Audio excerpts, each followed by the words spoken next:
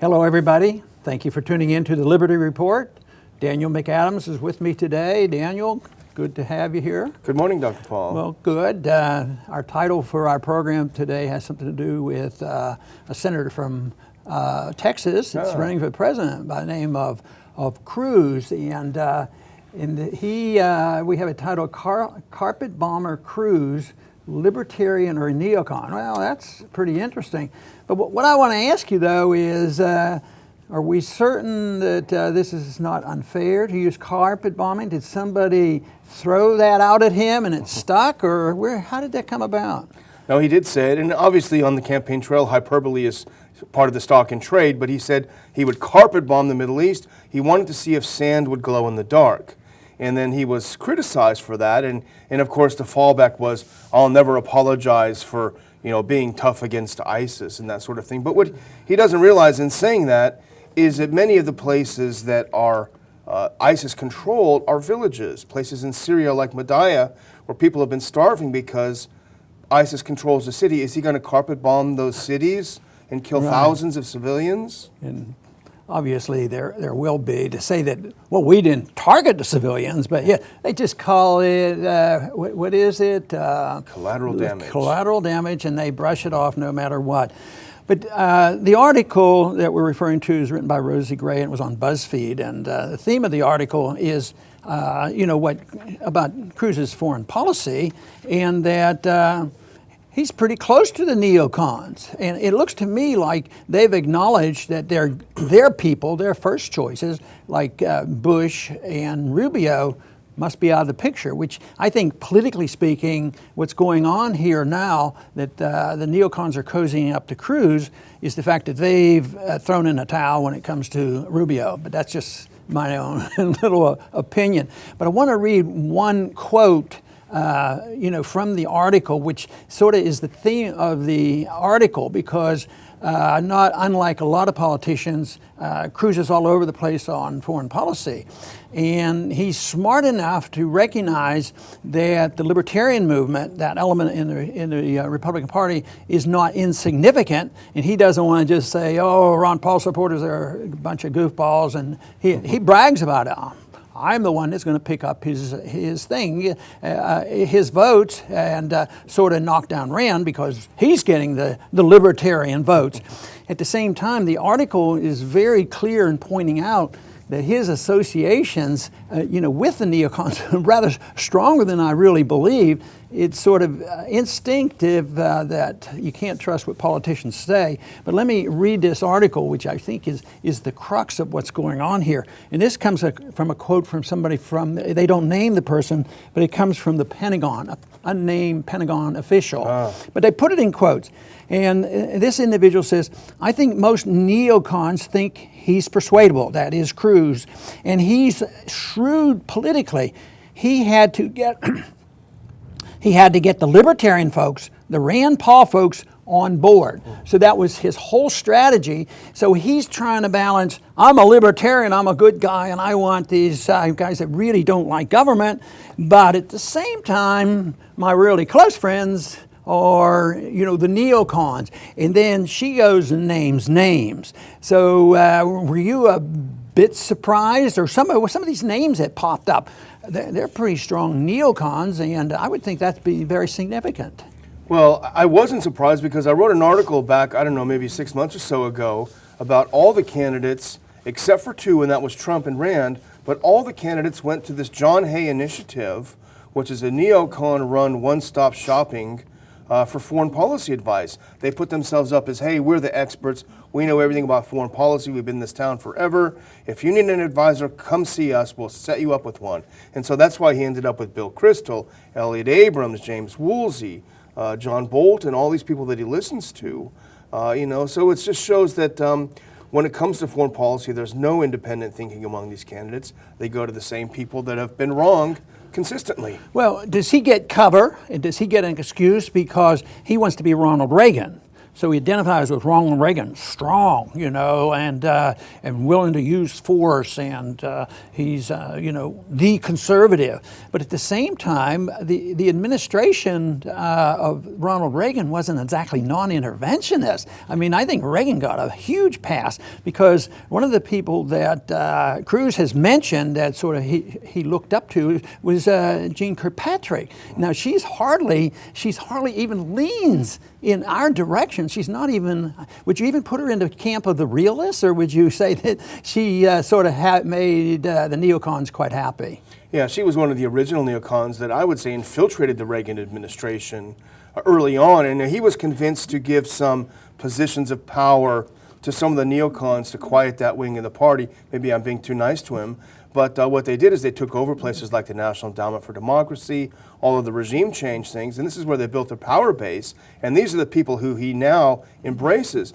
But listen, don't forget, we ran a piece by Paul Craig Roberts on the Institute website, and Paul Craig Roberts points out that Reagan did talk to Gorbachev, he did talk to the Russians, he was willing to give up a significant amount of the U.S. nuclear arsenal. He was willing to compromise, and the neocons had fits when he went to Reykjavik.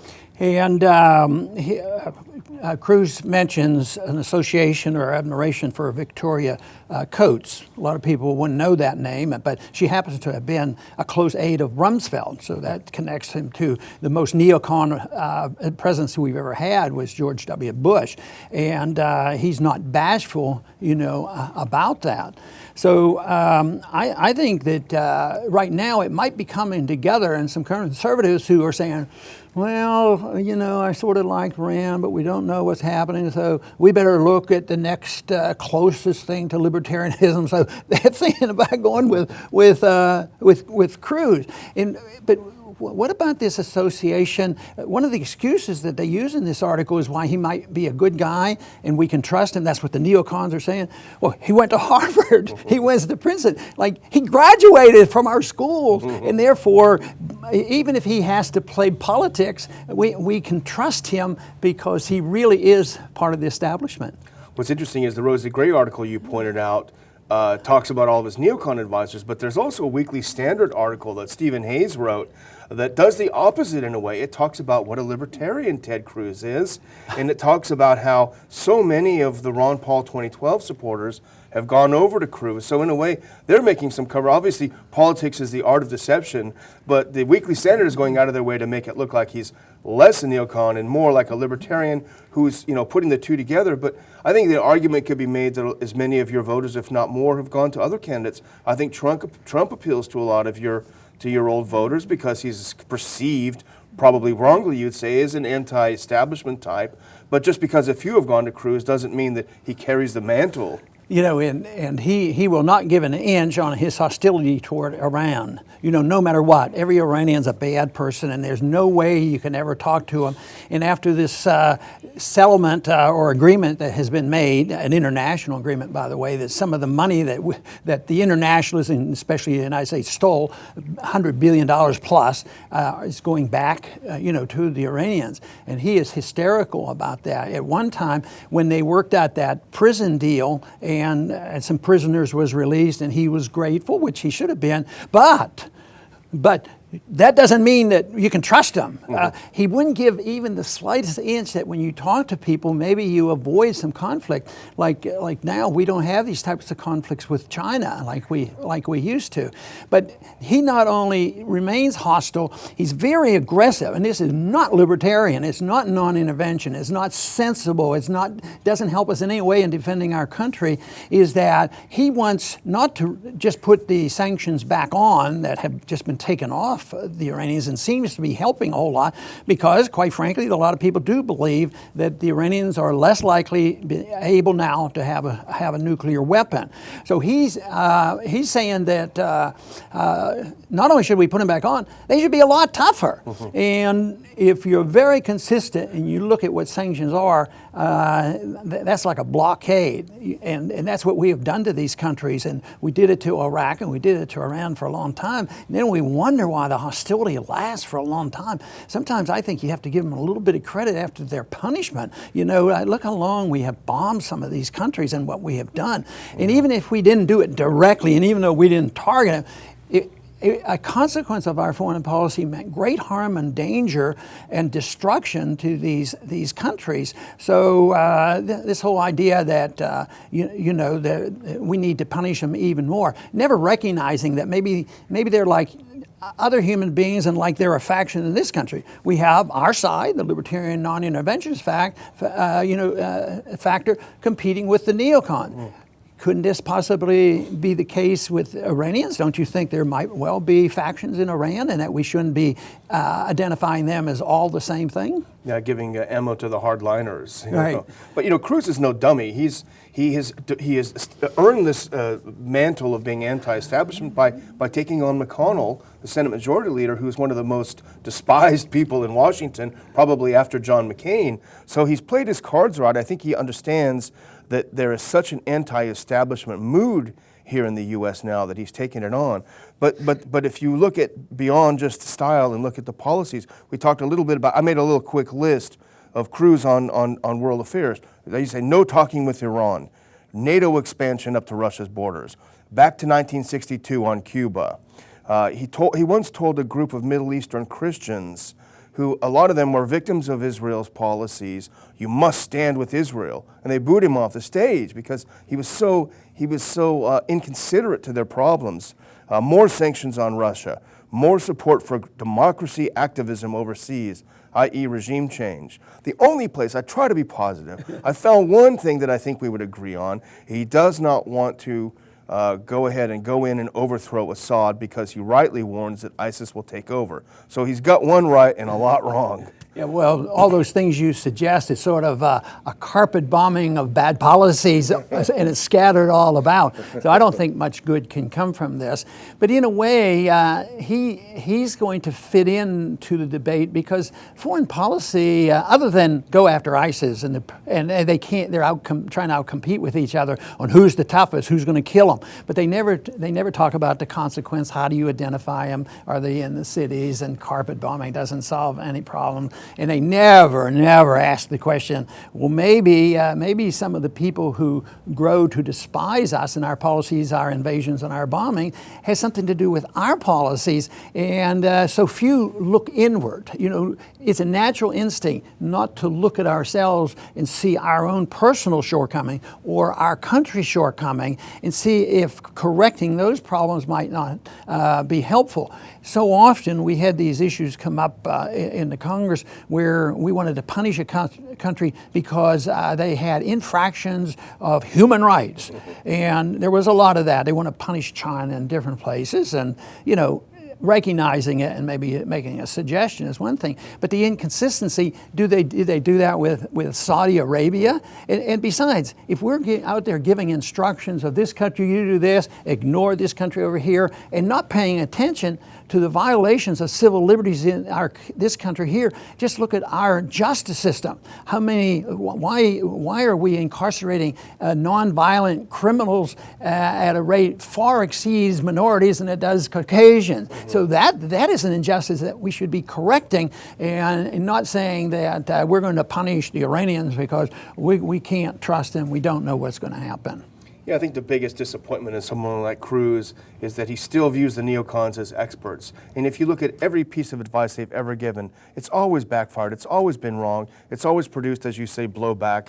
And there are other people out there that are not neocons that you can listen to. Yeah, it's an interesting subject, and it won't finish, I guess, until the election in this particular fashion about what the policy beliefs are of the various candidates.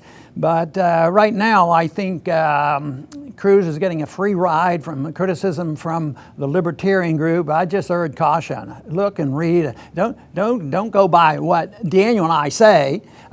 We do our best to quote people accurately, but it's out there on the internet, and it wasn't us that created the word carpet bombing. That is Cruz, which is not logical and not good, and it has no benefit.